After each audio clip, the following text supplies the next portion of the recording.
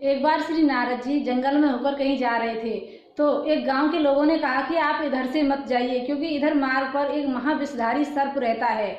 उसने पता नहीं कितने ही राहगीरों को काट लिया है, वो आपको भी काट लेगा। तब लोगों के मना करने पर भी नारद जी उसी मार्ग से गए और वह सर्प स्वभाववश नारद जी की ओर भी काटने को लपका।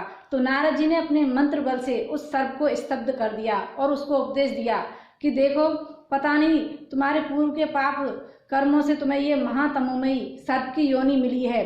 अरे अब तो चेत जाओ, क्यों लोगों को काटते हो।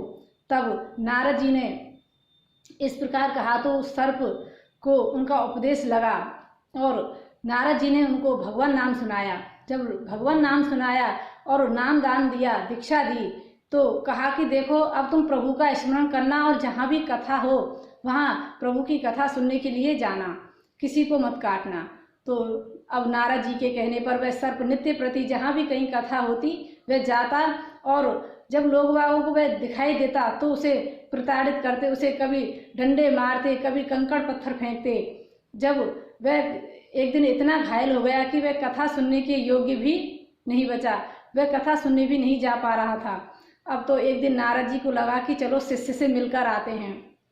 नारद जी जाते हैं और जैसे ही उसका हाल बेहाल देखते हैं तो पूछते हैं कि अरे तुमको क्या हुआ, ये तुम्हारा हाल किसने किया। कहा कि गुरुदेव, सब आपके उपदेश का कमाल है, आपने ही तो कहा था कि लोगों को काटना मत।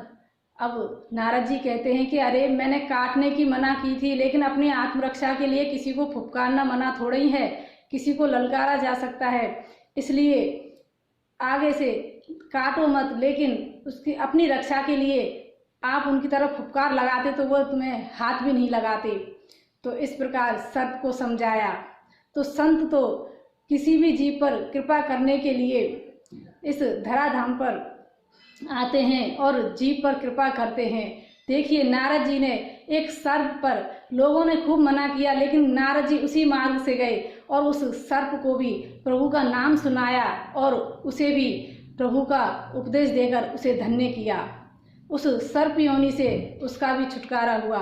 तो संत तो होते ही दयालु हैं, वे हर जीव पर कृपा करते हैं और उन्हें प्रभु का नाम सुनाकर उन्हें प्रभु के धाम पहुंचाते हैं। तो हमेशा संतों की शरणों में जाना चाहिए और उनकी शरण में जाकर के उनसे बस यही निवेदन करना चाहिए कि हमें भगवत प्राप्ति कैसे हो।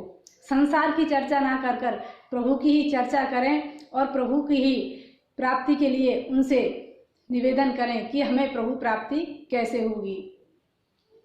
जय श्री कृष्ण।